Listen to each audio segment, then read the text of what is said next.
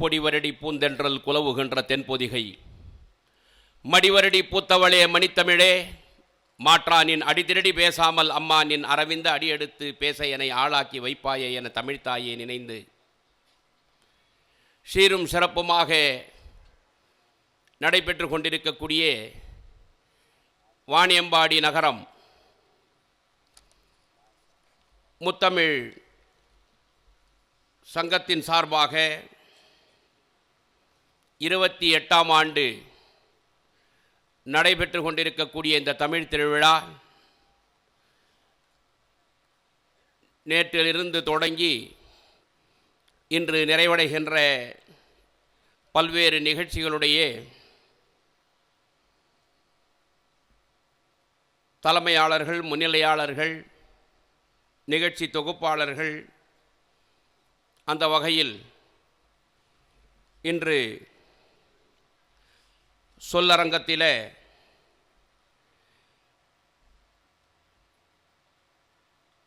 ஆளூர் ஷானவாஸ் அவர்கள் சொற்பொழிவு ஆற்ற இருந்த இந்த நிகழ்வில் வாணியம்பாடி முத்தமிழ் மன்றம் என்னை அழைத்து இங்கே பேச வைத்ததை நம்முடைய மருத்துவர் விசாக பெருமாளையா அவர்கள் சொன்னார்கள். அவசர அழைப்பு என்று சொன்னார்கள். அவசர அழைப்பு எங்கே செல்லும் என்று சொன்னால் அது மருத்துவரிடத்திலே தான் செல்லும். ஆனால் இந்த அவசர அழைப்பை நான் எப்படி ஏற்றேன் என்று சொன்னால், நாம் 12 திருமுறைகளிலே பார்க்கிறோம். அதிலே பல்வேறு பதிகங்கள் இருக்கின்றன, அகவல்கள் இருக்கின்றன, போற்றிகள் இருக்கின்றன. அதிலே பல்வேறு போற்றிகளிலே 108 போற்றி என்று தேவாரத்திலே நாம் பார்க்கிறோம். இந்த 108 போற்றியை யார் யாரெல்லாம் ஓதுகிறார்களோ, பாடுகிறார்களோ, அவருடைய வீட்டுக்கு 108 ஒருபோதும் வராது. அந்த வகையிலே தான் தமிழ் அவசரமாக அழைத்திருக்கிறது. அந்த அழைப்பிற்கு நன்றியை கூறி இந்த சொல்லரங்கத்தினுடைய தலைமை பொறுப்பினை ஏற்றி மிக நல்லதோர் தலைமுறை ஆற்றி அமர்ந்திருக்கக்கூடிய ஆர்கேஎஸ் கலைக்கல்லூரி கள்ளக்குறிச்சியினுடைய தலைவர் அன்பு சகோதரர் மருத்துவர் கா மகுடமுடி ஐயா அவர்களே, முன்னிலை ஏற்று சிறப்பு செய்து கொண்டிருக்கக்கூடிய வாணியம்பாடி முத்தமிழ் மன்றத்தினுடைய நிர்வாக பொறுப்பாளர் அன்பு சகோதரர் ஆர் கோட்டீஸ்வரன் அவர்களே, இந்த நிகழ்வில் கலந்து கொண்டு வாழ்த்துரை வழங்கிய அன்பு சகோதரர் முத்துகிருஷ்ணன் அவர்களே, வாணியம்பாடி முத்தமிழ் மன்றத்தை 28 ஆண்டு காலம் இந்த தமிழ் நல்லுலகத்திற்கு கொடுத்து இந்த வாணியம்பாடி முத்தமிழ் மன்றத்திலே எல்லோரையும் பேச வைத்தது தான் இந்த வாணியம்பாடி முத்தமிழ் மன்றத்தினுடைய பெருமையாக இவ்வளவு காலம் நாம் பார்த்திருந்தோம். அந்த வகையிலே இந்த 28ஆம் வருடம்தான் இந்த முத்தமிழ் மன்றத்தினுடைய நிர்வாகிகளே வெளியே வந்திருக்கிறார்கள். இதுவரை மேடைக்கு நிகழ்ச்சிக்காக வந்திருப்பார்கள், பொன்னாடை போர்த்துவதற்காகத்தான் வருகை தந்திருப்பார்கள். ஆனால் இவர்களை எல்லாம் பாராட்டக்கூடிய விதமாக எல்லோரையும் பாராட்டி பழக்கப்பட்ட வாணியம்பாடி முத்தமிழ் மன்றம் இன்று நம்முடைய அன்பு சகோதரர் விசாக பெருமாளையா அவர்கள் பம்பரமும் ஓய்வு பெறும் சுற்றிய பின் இவரோ படுகளமாய் ஆகியும் பம்பரத்தை போல் சுற்றி வந்தார் என்று பெரியாரை சொல்லுவார்கள். அதை போல நம்முடைய வழக்கறிஞர் ஐயா அவர்கள் தன்னுடைய மேடையிலே அவர்கள் வெளிப்படுத்தியிருக்கிறார்கள். நம்முடைய பிரகாசம் ஐயா அவர்கள் வெளிப்படுத்தியிருக்கிறார்கள் என்று சொன்னால் அவர்களுக்கெல்லாம் அந்த பாராட்டுக்களை இந்த முத்தமிழ் மன்றம் கொடுத்திருக்கிறது.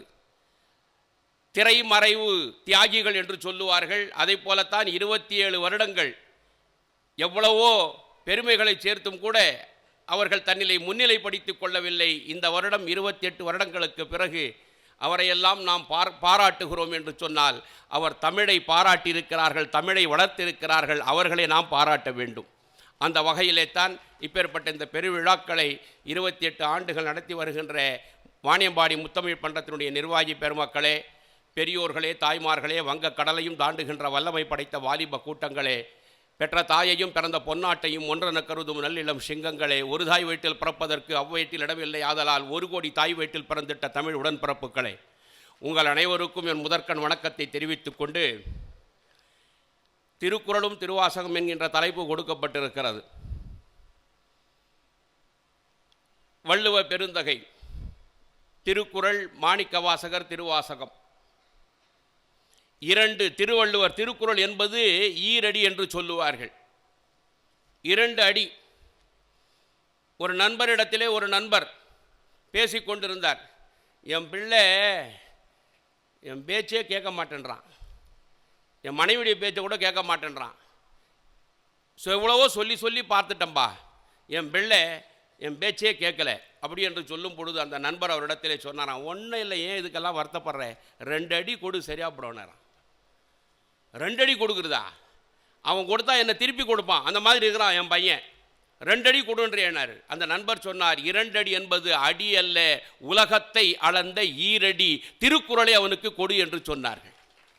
அது கொடுத்தா போதும், எல்லாம் அவனிடத்திலே வந்துவிடும் என்று சொன்னார்கள். இது 2. திருவாசகம்.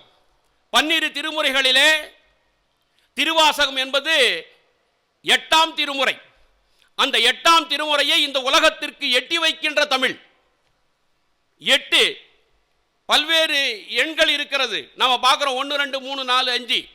ஆனால் 8 இருக்கிறதே, அது 8 எங்கே தொடங்குகிறோமோ அங்கே தான் முடியும். 8 எங்கே தொடங்குறோமோ அங்கத்தான் முடியும். 1 எங்கே தொடங்குறோமோ அங்க முடியாது.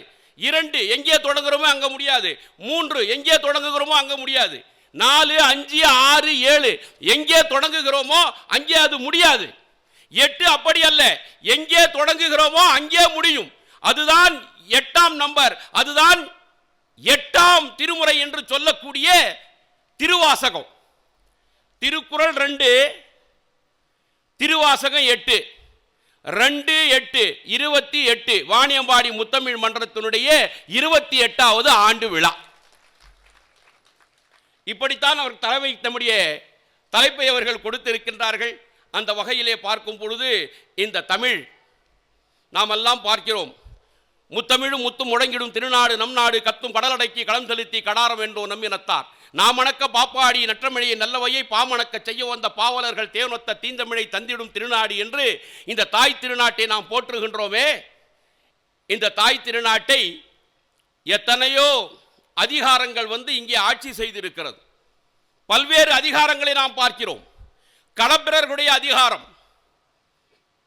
பல்லவர்களுடைய அதிகாரம், நாயக்கன்மார்களுடைய அதிகாரம், முகலாயர்களுடைய அதிகாரம், ஆற்காடு நவாபுகளுடைய அதிகாரம், வெள்ளைக்காரர்களுடைய அதிகாரம், பிரெஞ்சுக்காரர்களுடைய அதிகாரம், எத்தனையோ அதிகாரம் நம்முடைய நாட்டை ஆட்சி செய்திருக்கிறது, அதிகாரம் செய்திருக்கிறது, ஆட்சி செய்திருக்கிறது, அதிகாரம் செய்திருக்கிறது.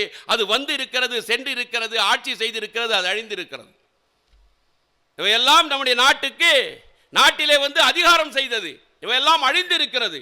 ஆனால் எந்த நேரமும் 3500 வருடங்களுக்கு முன்பாக, 4000 வருடங்களுக்கு முன்பாக நம்முடைய மூல தமிழ் என்று சொல்லக்கூடிய அந்த தொல்காப்பியம் இருக்கிறதே, அந்த தொல்காப்பியத்திலே இருக்கக்கூடிய பொருள் அதிகாரம், சொல்லதிகாரம், எழுத்ததிகாரம், 3 அதிகாரம். பொருளதிகாரம், எழுத்ததிகாரம், சொல்லதிகாரம். இந்த அதிகாரம் இன்றும் கூட 4000 ஆண்டுகளாக இந்த நாட்டை ஆண்டு கொண்டிருக்கக்கூடிய அதிகாரம், உலகம் அழியும் வரை ஆண்டு கொண்டிருக்கக்கூடிய அதிகாரத்தை பெற்றவர்களாக நாம் இருக்கின்றோம். அந்த வகையிலே தான் இந்த தமிழனுடைய பெருமையை நாம் பார்க்கிறோம். 4000 வருடங்களுக்கு முன்பாக தொல்காப்பியம், 2500 வருடங்களுக்கு முன்பாக புறநானூறு, 2000 வருடங்களுக்கு முன்பாக உலகத்தினுடைய பொதுமறையாம் திருக்குறள். 1ஆம் நூற்றாண்டிலே திருக்குறள், 2ஆம் நூற்றாண்டிலே மணிமேகலை சிலப்பதிகாரம், 3ஆம் நூற்றாண்டிலே மறைமலை அடிகள் கூற்றுப்படி திருவாசகம், 4ஆம் நூற்றாண்டிலே ஆசார கோவை, 5ஆம் நூற்றாண்டிலே கல்லாடம், 6ஆம் நூற்றாண்டிலே பெருங்காதை, 7 8ஆம் நூற்றாண்டுகளிலே ஞானசம்பந்த பெருமான் அப்பர் நாவுக்கரசருடைய பதிகங்கள், 9ஆம் நூற்றாண்டிலே சுந்தரமூர்த்தி நாயனார் ஆழ்வாருடைய பதிகங்கள் பாசுரங்கள், 10ஆம் நூற்றாண்டிலே சீவக சிந்தாமணி, 11வது நூற்றாண்டிலே பெரிய புராணம், 12ஆம் நூற்றாண்டிலே கம்ப ராமாயணம் கந்தர் அலங்காரம், 13ஆம் நூற்றாண்டிலே சிவனான போதம், 14ஆம் நூற்றாண்டிலே தலபுராணம், 15ஆம் நூற்றாண்டிலே திருப்புகழ் ஸ்ரீ வில்லிபுத்தூரார் பாரதம், 16ஆம் நூற்றாண்டிலே திருவிளையாடல் புராணம், 17ஆம் நூற்றாண்டிலே தேம்பாவணி சீரா புராணம், 18ஆம் நூற்றாண்டிலே தாயுமான சுவாமியினுடைய பாடல்கள், 19ஆம் நூற்றாண்டிலே அருட்பிரகாச வள்ளலார் ராமலிங்க சுவாமியினுடைய திரு அருட்பா, 20ஆம் நூற்றாண்டிலே முத்தமிழ் அறிஞர் பேரறிஞர் அண்ணா அவர்கள், கி.ஏ.பா. விஸ்வநாதன் அவர்கள், உ.வே. சாமிநாதன் அவர்கள், தேவநாய பாவனர் அவர்கள், புரட்சி கவிஞன் பாரதிதாசன், உலகமகா கவிஞன் பாரதி என்ற வரிசையிலே நம்முடைய வாணியம்பாடி முத்தமிழ் மன்றத்தினுடைய இந்த முத்தமிழ் மன்றத்திற்காக வளர்த்து ஆளாக்கிய கவிக்கோ அப்துல் ரஹ்மானில் இருந்து இன்று வரை வாணியம்பாடி முத்தமிழ் மன்றம் வரை இந்த தமிழை வளர்த்திருக்கிறார்கள், வார்த்திருக்கிறார்கள். தமிழ் வளர்ந்திருக்கிறது. இந்த தமிழ் இந்த உலகத்திற்கு அறிவித்திருக்கிறது என்று சொன்னால், இந்த 20ஆம் நூற்றாண்டிலும் கூட இந்த தமிழை உலகம் பூராவும் எட்ட வைக்கின்ற அந்த பெருமையின் காரணமாகத்தான் நம்முடைய விசாக பெருமாள் ஐயா அவர்களுடைய நூல், நம்முடைய ராக்கோ அவர்களுடைய நூல், இத்தனை படைப்பாளிகள் இங்கே படைத்திருக்கிறார்கள் என்று சொன்னால் இப்பேற்பட்ட இந்த தமிழ் வளர்ந்து இருக்கிறது. அந்த வகையிலே தான் வள்ளுவ பெருந்தகை மிக அழகாக சொன்னான், இதனால் முடிக்கும் என்றாய்ந்து அதனை அவன் கண் விழல் என்று சொன்னான். வாணியம்பாடி முத்தமிழ் மன்றம், வாணியம்பாடி மக்கள் மட்டுமல்ல, உலகத்தில் இருக்கக்கூடிய தமிழ் மக்கள் எல்லாம் இந்த முத்தமிழ் மன்றத்தை யாரால் நடத்த முடியும்? இந்த வாணியம்பாடி முத்தமிழ் மன்றத்தை நடத்துகின்ற இந்த நிர்வாகிகள், இவர்களால்தான் இவை முடியும் என்று 28 ஆண்டுகளாக தமிழை காத்து கொண்டிருக்கக்கூடிய பெருமைக்குடையவர்களாக இருக்கின்றார்கள். தமிழை காப்பவன் தன்மானம் பார்க்க மாட்டான். தமிழை காப்பவன் தன்மானம் பார்க்க மாட்டான். ஐயா அவர்கள் சொன்னதை போல இவர்களுக்கெல்லாம் நேரம் இல்லை, நொடி கணக்கு தான் நேரம். இவருடைய ஒவ்வொரு நொடியும் தங்கச்சோட்டு. மருத்துவரை எடுத்துக்கொள்ளுங்கள், வழக்கறிஞரை எடுத்துக்கொள்ளுங்கள், பிரகாசம் ஐயா அவரை எடுத்துக்கொள்ளுங்கள், இங்கு இருக்கக்கூடிய கோட்டீஸ்வரன் ஐயா அவரை எடுத்துக்கொள்ளுங்கள், நிர்வாக பெருமக்களை எடுத்துக்கொள்ளுங்கள். தங்கச்சோட்டு இவருடைய நேரம். சம்பாதிக்கலாம், ஆனால் தமிழை வளர்க்க வேண்டும் என்கின்ற காரணத்திற்காக பல இடங்களிலே பல படிகளிலே ஏறுகிறார்கள். தமிழை காப்பவன் தன்மானம் பார்க்க மாட்டான் என்கின்ற வகையிலே தான் இப்பேற்பட்ட இந்த தமிழை இதனால் இவன் முடிக்கும் என்றாய்ந்து அதனை அவன் கண் விடல் என்று சொன்னான் வள்ளுவ பெருந்தகை. அந்த வகையிலே தான் நாம் பார்க்கிறோம், திருக்குறளும் திருவாசகமும். தவளை இருக்குது, தாமரைக்கு கீழே இருக்குது. தாமரைக்கு கீழே இருக்கக்கூடிய அந்த தவளை ஒருபோதும் தாமரையினுடைய தேனை அது உண்டது கிடையாது. கத்திக்கிட்டே இருக்கும். நாமெல்லாம் இந்தியர்கள், நாமெல்லாம் தமிழர்கள், கீழே இருக்கிறோம், தவளை மாதிரி கத்திக்கிட்டே இருக்கிறோம். எங்கிருந்தோ வந்து அந்த தேனை உண்டு விட்டு சென்று விடும். அதை போல மதத்தை பரப்புவதற்காக, கிறிஸ்துவ மார்க்கத்தை பரப்புவதற்காக எங்கிருந்தோ வந்த வண்டு இந்த தாமரையிலே தேனை எடுத்தது. அது மயங்கி விழுந்தது. மீண்டும் மயக்கம் தெளிந்தது. மயக்கம் தெளிந்த பிறகு நாம் உண்டது தேன் அல்ல, அது தமிழ் என்றது. அந்த வகையிலே தான் ஜி.யு. போப் என்பவர் மதத்தை பரப்ப வந்தவர். தமிழின் மீது ஏற்பட்டிருக்கின்ற பற்றின் காரணமாக திருக்குறளையும் திருவாசகத்தையும் மொழிபெயர்த்தார்கள். இன்று உலகம் பூராவும் அறிந்திருக்கிறது என்று சொன்னால், அப்பேற்பட்ட ஜி.யு. போப் சொன்னார், நான் இறந்து விட்டால் என்னை நீங்கள் புதைக்கும் பொழுது திருக்குறளையும் திருவாசகத்தையும் சேர்த்து அடக்கம் செய்யுங்கள் என்று சொன்னார். ஜி.யு. போப் எங்கிருந்தோ வந்த வண்டு. திருவாசகத்தையும் திருக்குறளையும் சேர்த்து அடக்கம் செய்யுங்கள். எனக்கு சமாதி கட்டி முடிக்கப்பட்டு என்னுடைய சமாதியிலே எழுதுங்கள். இங்கே ஒரு தமிழ் மாணவன் உறங்கி கொண்டிருக்கிறான். மாணவன் உலகம் பூராவும் அறிந்து கொள்ளக்கூடிய அந்த திருக்குறளையும் திருவாசகத்தையும் ஜி.யு. போப் அவர்கள் இப்படி சொன்னார்கள் என்று சொன்னால், ஒருத்தன் வந்தான், ஒரு கிறிஸ்துவன், ஜி.யு. போப் அவர்களிடத்தில் கேட்டான், ஜி.யு. போப், மார்க்கத்தை பரப்புவதற்காக நீங்கள் வந்தீர், வந்துவிட்டு இங்கே திருவாசகம் திருவாசகம் திருக்குறள் திருக்குறள் இப்படியே நீங்கள்லாம் பேசினுக்கிறீங்களே, மார்க்கத்துடைய பணியை ஒன்று கூட செய்யலையே, நீங்கள் ஊழியம் எதுவுமே செய்யவில்லையே என்று கேட்டார்கள். இல்லை இல்லை, நான் ஊழியம் செய்து கொண்டிருக்கிறேன் என்று சொன்னார்கள். என்ன ஊழியம் செஞ்சிருக்கிற? மார்க்கத்தினுடைய ஊழியம் செய்யவில்லை, நான் தமிழ் ஊழியம் செய்து கொண்டிருக்கிறேன் என்று சொன்னார்கள். அந்த தமிழ் ஊழியம் ஜி போப் அவர்கள் சொன்னார்கள், இந்த உலகத்திலே இருக்கக்கூடிய எல்லா மொழிகளும் இருக்கிறது, அதிலே பல செம்மொழிகள் இருக்கிறது, ஆனால் இந்த உலகத்தை ஒரு நாள் தமிழ் ஆளும் என்று சொன்னார்கள் ஜி போப். வெள்ளக்காரன் கேட்டான், எப்படி ஆளும் அது எப்படி ஆளும்? எவ்வளவு பேர் இருக்கிறார்கள் தமிழ் பேசக்கூடியவர்கள்? உலகத்திலே எவ்வளவு பேர் இருக்கிறாங்க? அந்த காலத்தில் 5 கோடி பேர், ஜியு போப்புடைய காலத்தில் 5 கோடி பேர் எப்படியா உலகத்தை ஆள முடியும்? உலகத்தில் எப்படி தமிழன் ஆள முடியும்? தமிழன் எப்படி ஆள முடியும்? தமிழ் எப்படி ஆள முடியும் என்று கேட்டார்கள். ஜியு போப் சொன்னார், தஞ்சாவூருக்கு போயிருக்கிறியா? நீ போயிருக்கிறேன். தஞ்சாவூர் கோயிலை பார்த்துருக்கிறியா? பார்த்துருக்கிறேன். அந்த கோயில் எப்படி கட்டப்பட்டிருக்கிறது என்று கேட்டார்கள். அவன் சொன்னான், கோயிலா? அது எப்படி கட்டணுமோ அப்படி கட்டியிருக்கிறான். இல்லைப்பா, கோயிலெல்லாம் பார்த்தியா எப்படி கட்டியிருக்கிறோம்? கோயிலை பார்த்தேன், எப்படி கட்டப்பட்டது என்று நான் பார்க்கவில்லை என்று சொன்னான். ஜி போப் அவர்கள் சொன்னார்கள், எல்லா கட்டிடம் கட்ட வேண்டும் என்று சொன்னால் அஸ்திவாரம் தேவை, கடக்கால் தேவை, இன்றைய உலகத்திலே பில்லர் தேவை. ஜி போப் அவர்கள் சொன்னார்கள், தஞ்சாவூருடைய பெருவுடையார் கோவில் கடக்கால் அஸ்திவாரம் என்பது கிடையாது. கடக்கால் இல்லாமல், அஸ்திவாரம் இல்லாமல், எந்த பில்லரும் இல்லாமல் அந்த கோவில் நின்று கொண்டிருக்கிறது. கல்மேல் கல் வைத்து கல்மேல் கல் வைத்து கல்மேல் கல் வைத்து அந்த கோவிலை கட்டி இருக்கிறான் ராசராச சோழன். கோபுரத்தினுடைய எடை மட்டும் 80 டன். இப்படி கல்மேல் கல் வைத்து கட்டப்பட்டிருக்கிறது. ஜி போப் அவர்கள் சொன்னார்கள், எந்த விதமான அஸ்திவாரமும் இல்லாமல், எந்த விதமான அடிப்படை இல்லாமல், எந்த விதமான கடக்கால் இல்லாமல் ஒரு கட்டிடம் நின்று கொண்டிருக்கிறது என்று சொன்னால் அது எப்படி நின்றது? இன்றும் கூட ஆச்சரியம். ஜி போப் அவர்கள் சொன்னார்கள், அந்த ராசராச சோழன் அந்த கோவிலை கட்டினான். அந்த கோவிலை அவன் எப்படி கட்டினான் என்று சொன்னால், அங்கே உள்ளே பிரதிஷ்டை செய்திருக்கக்கூடிய பெருவுடையார் கோயில், சிவபெருமான் காட்சி அளிக்கிறார். 12 அடி உயரம் அவருடைய வடிவம், 12 அடி உயரம், தமிழனுடைய உயிரெழுத்து 12, பீடம் 6 அடி, பீடத்தில் இருந்து 12 அடி, மொத்தம் 18 அடி. பீடமும் அவருடைய வடிவம் 12, 16 சேர்த்து 18, தமிழனுடைய மெய்யெழுத்து 18 என்று சொன்னார்கள். சிவபெருமானுக்கும் நந்தி பகவானுக்கும் நடுவிலே இருக்கக்கூடிய இடைவெளி 216 அடி.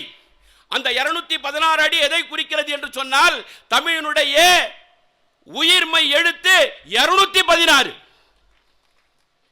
பெருவுடையார் கோயிலுடைய கோபுரத்தினுடைய உயரம் 247 அடி.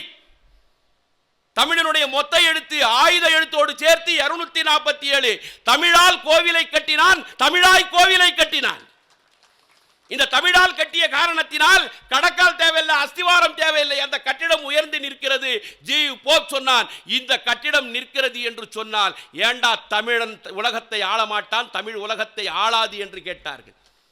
இப்பேற்பட்ட அந்த தமிழை வளர்க்கக்கூடிய இந்த மாபெரும் பெருமை வாணியம்பாடி முத்தமிழ் மன்றத்துக்கு. ஐயா சொன்னார், மன்னிக்கணும் உங்க கருத்துக்கு, பேராசைப்படாதே, பேராசைப்படக்கூடாதுன்னாரு.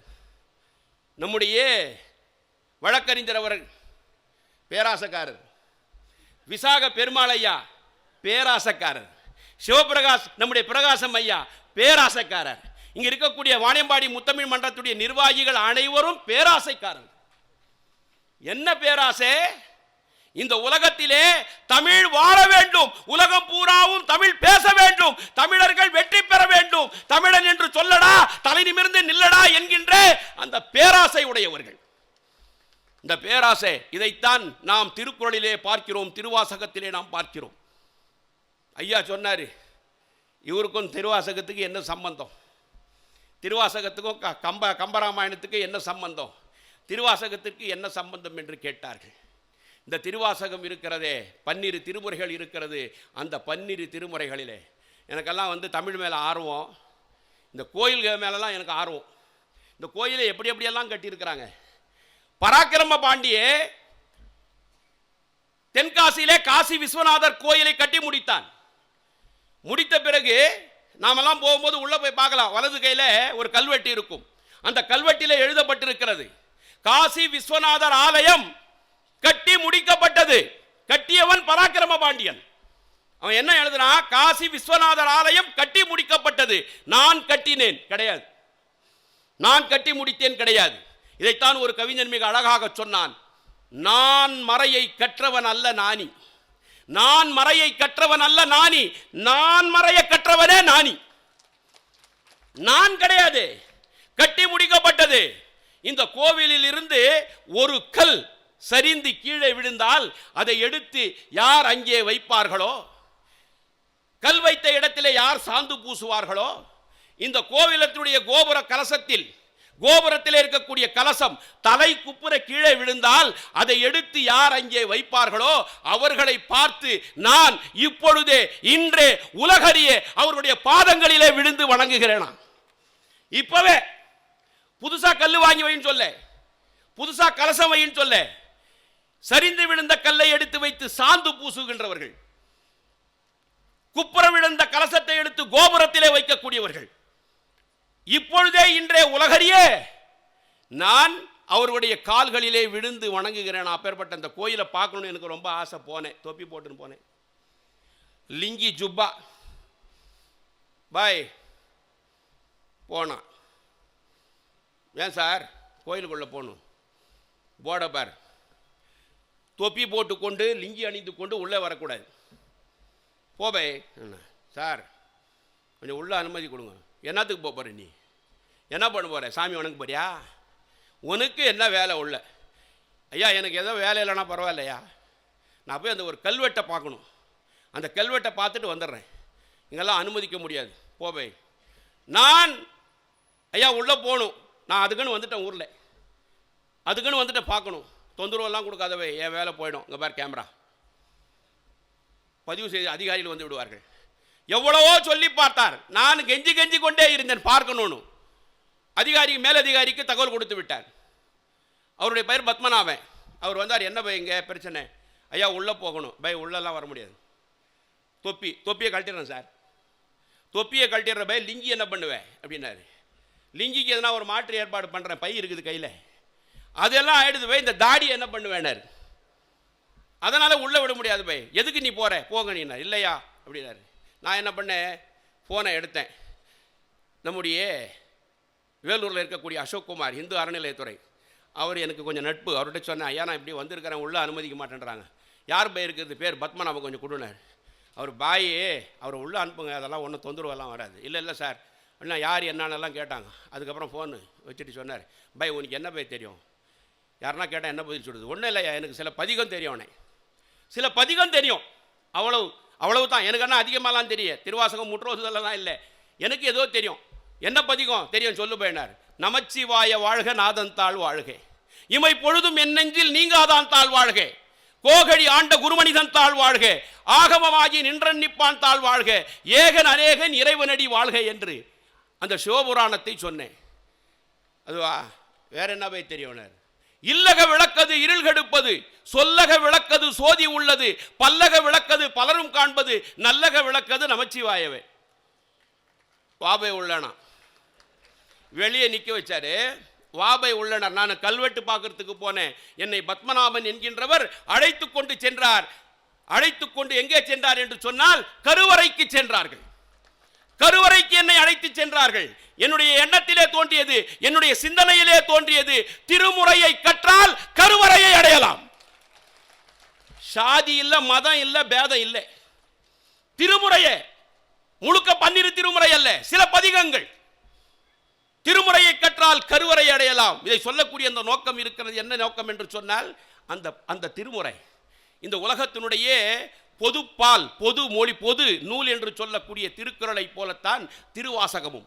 அந்த வகையிலே தான் இன்றைய நண்பர்கள் எல்லாம் கேட்பார்கள், இந்து சகோதரர்கள் எல்லாம் கேட்பார்கள், என்னையா 12 திருமுறை, அது பேரே வாயில் வரல, என்ன திருவாசகத்துக்கு உருகாதார், உருவாசகத்துக்கும் உருகாதார். ஒரு பையன் சொன்னான், திருப்புகழை பாட பாட வாய் மணக்கும், அப்போ ஏன்டா பல்லு வளர்க்குறேன்னு கேட்குறான். இப்படியெல்லாம் கேலி பேசினார்கள். கேலி பேசக்கூடாது, இந்த 12 திருமுறையை கேலி பேசக்கூடாது. ஒருத்தன் சொன்னானா, கடலை பார்த்து சொன்னானா, கடலே கடலே உங்ககிட்ட மட்டும் உப்பு இல்லைன்னா நீ எங்கேயோ.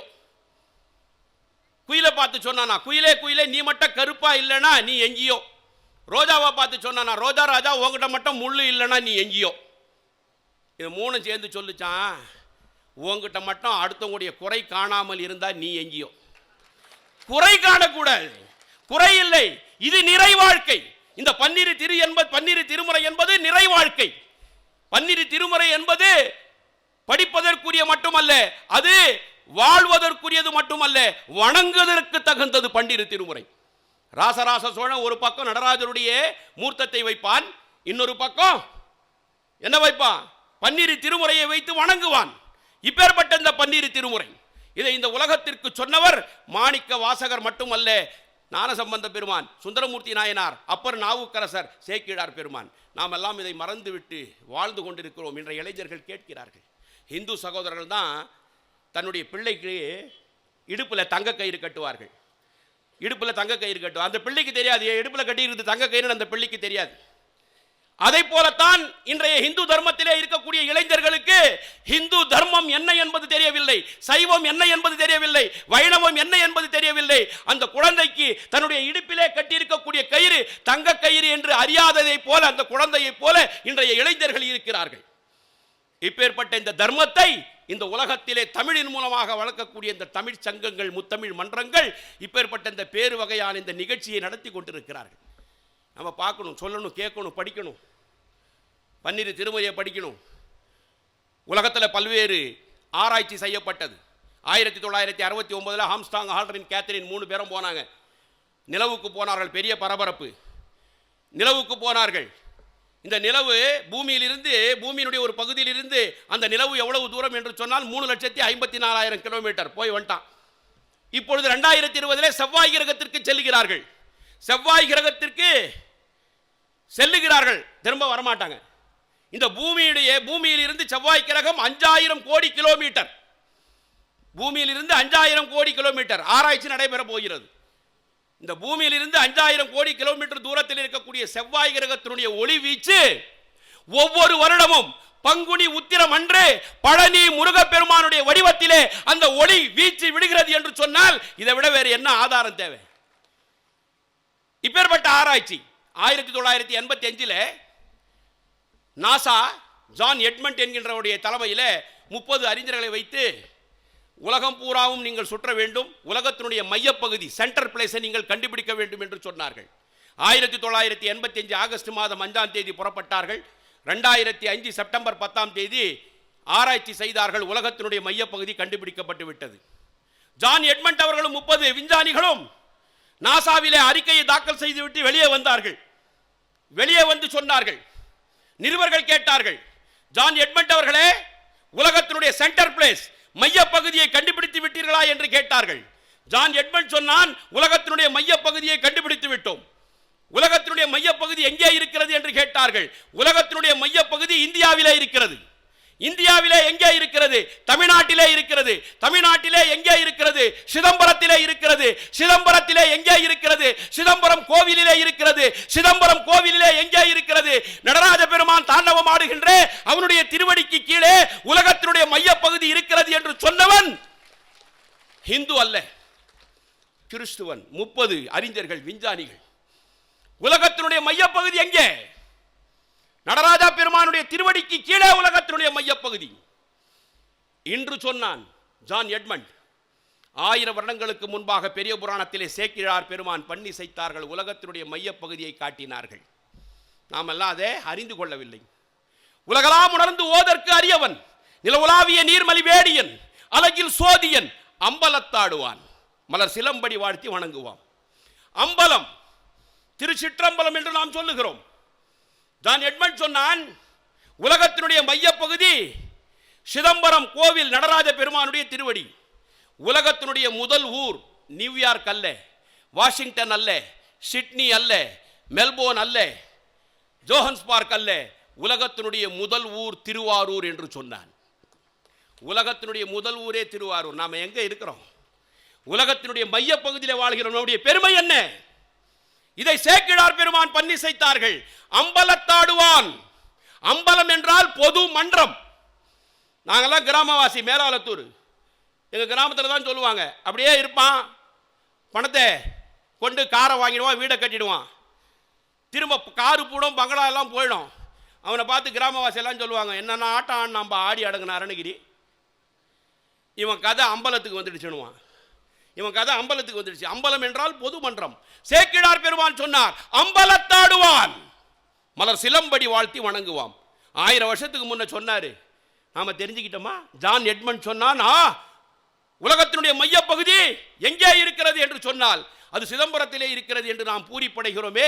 நாம தமிழை படிக்கணும், பன்னிரு திருமுறையை படிக்க வேண்டும், நம்முடைய வரலாறு என்ன என்பதை நாம் அறிந்து கொள்ள வேண்டும்.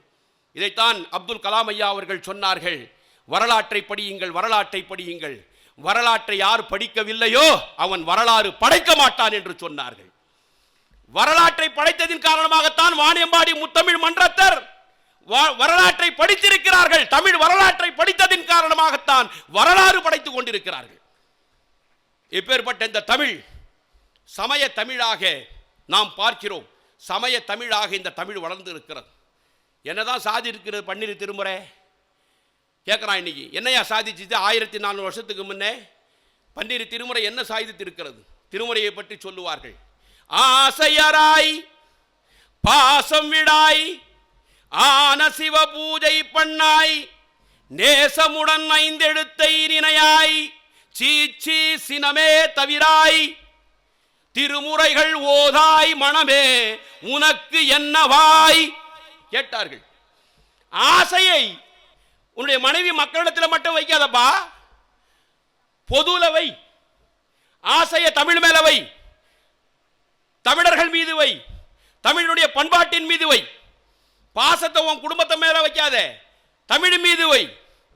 தமிழ் மக்களின் மீது மட்டுமல்ல, உலகத்தினுடைய மனித நேய மக்களின் மீது வை. ஆன சிவ பூஜையை பண்ணு, ஒரு கால பூஜையாவது பண்ணு. சமயக்குறவர்கள் 6 கால பூஜை பண்ணாங்க, அந்த மாதிரி இல்லை, ஒரு கால பூஜையாவது பண்ணு. நேசமுடன் 5 எழுத்தை நினையாய்.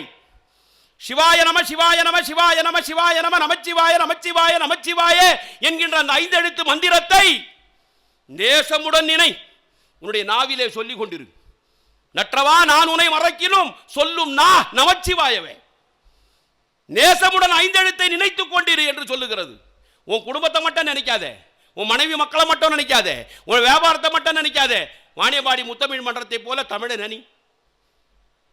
சீச்சி சினமே தவிராய், கோபத்தை விட்டுடுப்பா, திருமுறைகள் ஓதுப்பா, திருமுறையை ஓது. திருமுறையை ஓதலனா மனமே உனக்கு என்னவாய். நேசமுடன் 5 எழுத்து மந்திரம். சிவாய நம சிவாய நம நமச்சிவாய, ஓம் நமோ நாராயணா ஓம் நமோ நாராயணா 8 எழுத்து மந்திரம். ஓம் சரவணபவா 6 எழுத்து மந்திரம். ஓம் கணபதி 4 எழுத்து மந்திரம். ஓம் முருகா 3 எழுத்து மந்திரம். இதெல்லாம் ஓதாதே இந்த நாவு இருக்கிறதே, 5 எழுத்து மந்திரத்தை 8 எழுத்து மந்திரத்துடைய அந்த மந்திரத்தை இந்த ஓதாத இந்த நாவு இருக்கிறதே, திருமுறைகள் ஓதாய் மனமே உனக்கு என்னவாய். இந்த வாய் இந்த நாவு இருந்தால் என்ன அழிந்தால் என்ன என்று கேட்டார்கள். தேவையா? தமிழ் பேசாத நாவு ஒரு நாவா? தமிழை உச்சரிக்காத ஒரு நாவு நாவா? பன்னிரு திருமுறையை ஓதாத நாவு ஒரு நாவா என்று கேட்டார்கள். இப்பேற்பட்ட இந்த பன்னிரு திருமுறை, இப்பேற்பட்ட இந்த திருவாசகம், மாணிக்க வாசகர் நன்றி நினைக்கணும். வாணியம்பாடி முத்தமிழ் மன்றம் எதை செய்து கொண்டிருக்கிறது? இந்த நாட்டில் 2 விஷயங்கள் குறைந்து கொண்டு வருகிறது. ஒன்று நிலத்தடி நீர், இன்னொன்று நன்றி உணர்ச்சி. நிலத்தடி நீர் மண்ணிலே குறைந்து கொண்டு வருகிறது. நிலத்தடி நீர் மண்ணிலே குறைந்து கொண்டு வருகிறது. நன்றி உணர்ச்சி மனிதனிடத்திலே குறைந்து கொண்டு வருகிறது. நன்றி நினைக்கணும். தமிழால் நாம் வாழுகிறோம், தமிழால் நாம் வாழுகிறோம் என்று வாணியம்பாடி முத்தமிழ் மன்றம் நன்றி உடையவர்களாக, நன்றி உணர்ச்சி உடையவர்களாக இப்பேற்பட்ட இந்த நிகழ்வை நடத்தி காட்டிக் கொண்டிருக்கிறார்கள் என்று சொன்னால் நமக்கு நம்முடைய திருக்குறளும் திருவாசகமும் இந்த உலகத்திலே இந்த தமிழை வளர்த்திருக்கிறது, வாழ்த்தி கொண்டு இருக்கிறது. அந்த வாழ்த்துக்களை பெறக்கூடியவர்களாக நாம் இருக்கிறோம். என்னப்பா செஞ்சிச்சு 1400 வருஷத்துக்கு முன்ன இந்த திருமுறை, இந்த திருவாசகம் என்ன செஞ்சுன்னு கேட்குறான். இந்த திருவாசகம் 1400 வருடங்களுக்கு முன்பாக பதிகங்கள் பாடிய அந்த திருவாசகம் என்ன சாதித்தது என்று சொன்னால், இஸ்லாமிய நாடு என்று சொல்லக்கூடிய, யுனைடெட் அரபு எமிரேட் என்று சொல்லக்கூடிய அபுதாபி நாட்டிலே சிவாலயம் கட்டி முடிக்கப்பட்டிருக்கிறது. என்ன சாதித்ததுன்னு கேட்குறான். சிவாலயம் கட்டி முடிக்கப்பட்டிருக்கிறது. நம் நாட்டினுடைய பிரதமர் 2015 நரேந்திர தாமோதரதாஸ் மோடி அவர்கள் அபுதாபி சென்றார்கள். வெளியுறவு அமைச்சர், செயலர் எல்லோரும் சென்றார்கள். 4.5 லட்சம் கோடி ரூபாய் வர்த்தக ஒப்பந்தம் இந்தியாவுக்கும் அபுதாபிக்கும். முதல் வியாபாரம் கையெழுத்து முடிஞ்சிடுச்சு. 2வது வியாபாரத்தை நம்முடைய நாட்டினுடைய பிரதமர் தொடங்கினார். அபுதாபி மன்னர் சுல்தான் முகமது புகாதிர் அவர்களே, எங்களுடைய இந்தியாவிலிருந்து உங்களுடைய நாட்டிலே வேலை செய்வதற்காக அதிகமான இந்துக்கள் வருகிறார்கள் இருக்கிறார்கள். அவர்கள் வணங்குவதற்கு ஒரு கோவில் இல்லை, ஒரு கோவிலை கட்டி கொடுங்கள் என்று சொன்னார்கள். அபுதாபி மன்னன் சுல்தான் முகமது புகாதிர் சிரிச்சான். எங்கே வந்து என்னப்பா கேட்குற, நீ எந்த நாட்டில் வந்து என்ன கேட்குற, கோவில் கட்டி கொடுன்றியே, இதெல்லாம் முடிகிற காரியமா? இன்னொரு 4.5 லட்சம் கோடி ரூபாய் வியாபார ஒப்பந்தம் போட்டுக்கலாம், வா, கோயிலை கட்டி கொடுன்றியே. நம் நாட்டினுடைய பிரதமர் சொன்னார், இல்லை இல்லை, ஒரு கோயிலை கட்டி எப்படியாவது தரணும். அந்த சுல்தான் முகமது புகாதிர் கேட்டார், உங்களுக்கு ஏகப்பட்ட கடவுளாச்சே, எக்கச்சக்கமான கடவுள், எந்த கடவுளுடைய கோயிலை கட்டுறது அப்படின்னு போது நம் நாட்டினுடைய பிரதமர், நம் நாட்டினுடைய பிரதமருடைய ஆலோசகராக இருக்கக்கூடிய டாக்டர் துர்காராவ், பன்மொழி புலவர், பல மொழிகளை அறிந்தவர், அவரிடத்திலே எழுதி கொடுத்தார்கள். அவருக்கு அரபு மொழி தெரியும், ஆங்கிலம் தெரியும், பார்சி தெரியும், எல்லாம் பல மொழிகளை அறிந்தவர். லிஸ்ட் போட்டு கொடுத்தாங்க. 18 கடவுளுடைய பெயரை லிஸ்ட் போட்டு கொடுத்தாங்க. அதெல்லாம் எல்லாருடைய கடவுள் பேர் சொல்றதுக்கு நேரம் இல்லை. ஒரு சில கடவுளுடைய பேர் அவர் குறித்து கொடுத்தது சொல்கிறேன். நம்ம நாட்டுடைய பிரதமர் துர்காராவ் அவர்கள் சொல்லுகிறார்கள், விளக்குகிறார்கள். படத்தை ஃபோட்டோவை காட்டினார். முதல்ல காட்டுந்து வெங்கடேச பெருமாள். சுல்தான் முகமது புகாதிர் கேட்டான், யார் இவர்? இவர் தான் பெருமாள். ஏன் இவர் கண்ணை மூடினுக்கிறாரு அப்படின்னு கேட்டான். ஆமாம், இவர் கண்ணை மூடினுக்கிறாரு, கண்ணை மூடிக்கொண்டு எல்லோருக்கும் கொடுக்கக்கூடியவர், கண்ணை மூடின்னு கொடுக்கக்கூடிய கடவுள், இவர் பேர் பெருமாள். கண்ணை மூடிக்கொண்டு கொடுப்பதால் இவர் பெருமாள் அல்ல, பெருமாள். கண்ணை மூடின்னு கொடுக்கிறார். இவர் யாரு? இவர் ஏழுமலையான். 7 மலையிலே ஆட்சி செய்யக்கூடியவர். அப்படியா? மலையில் ஆட்சி செய்யக்கூடியவரா? எங்களுடைய ஆலயங்கள் எல்லாம் பார்க்கும் பொழுது இஸ்லாமிய ஆலயங்கள் எல்லாம் மலையில தான் இருக்குது. இவர் ஏழுமலையான் என்று இவருக்கு பெயர் என்று சொன்னார்கள். நீலாத்திரி, நாராயணத்திரி, கருடாத்திரி, சேஷாத்திரி, ரிஷபாத்திரி, வெங்கடாத்திரி, 7 மலையான். 7 மலையிலே ஆட்சி செய்யக்கூடிய அந்த பெருமாள், இவரை பற்றி புகழ்கிறார்கள். டாக்டர் துர்காராவ் சொன்னார், உயர்வர உயர்நலம் உடையவன் எவனவன், அயர்வர அமரர்கள் அருளினன் எவனவன், மயர்வர மதிநலம் உடையவன் எவனவன், துயரரு சுடரடி தொழுது எழு மனனே என்று இந்த வேங்கடவனை, வேங்கடபதியை வணங்குகிறார்கள் என்று சொன்னான். அப்படியா? எடுத்து வைப்பா. 2வது யாரு? விநாயக பெருமான். போட்டோ காட்டினாங்க. இவர் யாரையா? யானை மாதிரி இருக்கிறாரு, கடவுள் ஒன்று. யானை விநாயகர் இவர் பேர் கணபதி. எல்லா கணங்களையும் காப்பதால் இவருக்கு பெயர் கணபதி. இவருடைய பெயர் கணேசன். ஈசனுடைய கணத்தை தாங்கக்கூடியவர் சிவபெருமான். ஈசனுடைய கணத்தை தாங்கக்கூடியவதால் இவர் கணேசன் என்று அறியப்பட்டார். ஈசனுடைய கணத்தை யாராவது தாங்க முடியுமா? சிவபெருமானுடைய கணம். சிவபெருமானுடைய அரியாசனத்தை பற்றி சொல்லுகிறார்கள். சிவபெருமான் கால் வைக்கக்கூடிய இடம் அரியாசனம். நமச்சிவாய வாழ்க என்று சொல்லக்கூடிய அந்த அரியாசனம் இருக்கிறதே, அது 7 வானங்களை விட 7 பூமியை விட உயர்ந்தது, கனத்தது. இப்பேற்பட்ட அரியாசனம். அவருடைய கணத்தையே தாங்கக்கூடியவன். ஈசனுடைய கணத்தை தாங்குவதால் கணேசன். அப்படியாப்பா? சரி. என்ன சொல்றாங்க இவரை பேத்து? திருவாக்கும் சைக்கருமும் கைகூட்டும் செஞ்சொல் பெருவாக்கும் பீடும் பெருக்கும் உருவாக்கும் ஆதலால் வானோரும் ஆணை முகத்தானே காதலால் கூப்புவர்த்தம் கை என்று சொன்னார்கள். எடுத்து வை ஒரு பக்கம். அடுத்து யாரு? முருகப்பெருமான். ரொம்ப அழகா இருக்காரு. ஐயா, முருகப்பெருமான் இவர் ரொம்ப அழகா இருக்கிறாரப்பா. ஆமா, இவருக்கு பேர் அழகு. கையில என்ன வச்சிருக்கிறார்? வேல் வச்சிருக்கிறார். வேல் வேல் வெற்றி வேல், வேல் வேல் வீரவேல். தண்ட நீராயுதபாணியாக நாம் சென்றால், இவரை முருகா என்று அழைத்தால் வேல் கைக்கு வந்துவிடும். நிராயுதபாணி தண்டாயுதபாணியாக ஆகிவிடுவான். இவர் பேர் முருகர். 5 முகம் தோன்றின் 6 முகம் தோன்றும், வெஞ்சமரில் அஞ்சலன வேல் தோன்றும், நெஞ்சில் ஒரு கால் நினைப்பின் இருகாலும் தோன்றும் முருகா என்று ஓதுவார் முன். அப்படியா? எடுத்து வச்சிரு. அடுத்து யாரு? சிவபெருமான். கடைசியா காட்டினாங்க. இந்த செய்தியை சொல்லிவிட்டு என்னுடைய வார்த்தைகளை நான் நிறைவு செய்கிறேன். சிவபெருமான் இவர் என்னப்பா பெறெல்லாம் வச்சுருக்கிறாரு? கேட்டார். ஐயா கூட கேட்டார், மகுடமுடி ஐயா கேட்டார். தமிழ் தேயன் சொல்றான், தமிழ் தேயாதியா அப்படின்னாரு. அது வளர்ந்து கொண்டே இருக்கணும்னாரு. அதனால தான் இந்த உலகத்திற்கு தமிழை கொடுத்த சிவபெருமான் தன்னுடைய தலையிலே வைத்திருக்கிறார்கள், பிறையை வைத்திருக்கிறார்கள். மாதர் பிறை கண்ணியானை மலையான் மகளோடு பாடி, மாதர் பிறை கண்ணியானை மலையான் மகளோடு பாடி, போதோடு நீர் சுமந்தேத்தி புகுவார் அவர் பின் புகுவேன், யாதும் சுவடுபடாமல் யாதும் சுவடுபடாமல் ஐயாறு அடைகின்ற போதும் காதல் மடப்பிடியோடு களிறு வருவன கண்டேன். கண்டேன் அவர் திருப்பாதம், கண்டு அறியாததெல்லாம் கண்டேன் என்றார் அப்பர் நாவுக்கரசர். மாதர் பிறை கண்ணியான் அது வளரும் தவிர தேயாது.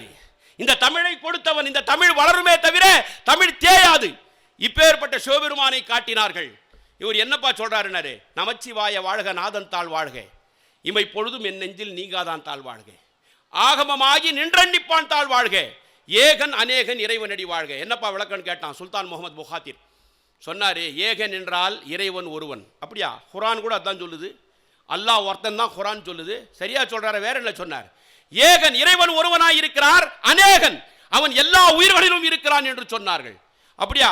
இதை சொன்னவர் யார்? மாணிக்க வாசகர். எதுல சொன்னார்? திருவாசகத்தில். வேற என்ன சொல்லி இருக்கிறார்? அடங்கியவர்களுக்கு அப்பா போற்றி, இத்தி தண்டின் கீழ் இரு மூவருக்கு அத்திக்கருடைய அரசே போற்றி, தென்னாடுடைய சிவனே போற்றி, எந்நாட்டவருக்கும் இறைவா போற்றினார். என்னப்பா இதுக்கு பொருள்னு கேட்டான் சுல்தான் முகமது புகாத்திர். துர்காராவ் சொன்னார், தென்னாட்டில் இவனுக்கு பேரு சிவன், எந்நாட்டவருக்கும் இறைவான். இதுதான் குரான் சொல்லுது, இதுதான் குரான் சொல்லுது. தென்னாட்டில் இவருக்கு பேரு சிவன், எந்நாட்டவருக்கும் இறைவன். இவர்தானா?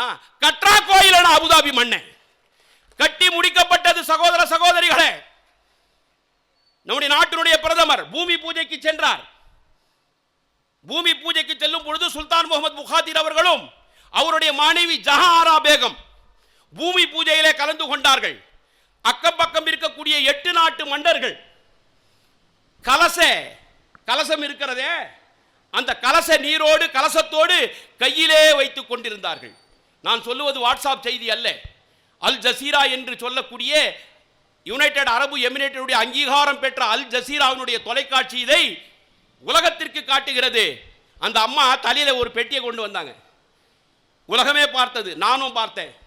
என்னத்தான் கோவில் கட்டினா கூட, சிவனுடைய ஆலயம் கட்டினா கூட, நம்பாளு பாரு பாய் மேலே பெட்டியை வச்சுன்னு வரான், அதில் திருக்குரான். நாங்கள்லாம் திருக்குரானை மேலே வைப்போம், மாரோடு அணிச்சிக்குவோம், இடுப்புக்கு கீழே திருக்குரான் போகாது. திருக்குரான் இருக்கும் என்று உலகமும் பார்த்து கொண்டிருந்தது, நானும் பார்த்து கொண்டிருந்தேன்.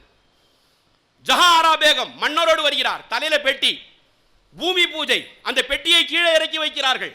கீழே இறக்கி வைத்தவுடன் பெட்டி திறக்கப்படுகிறது, உலகமே பார்த்து கொண்டிருக்கிறது. அதிலே திருக்குரான் இருக்கும் என்று பார்த்து கொண்டிருந்தது.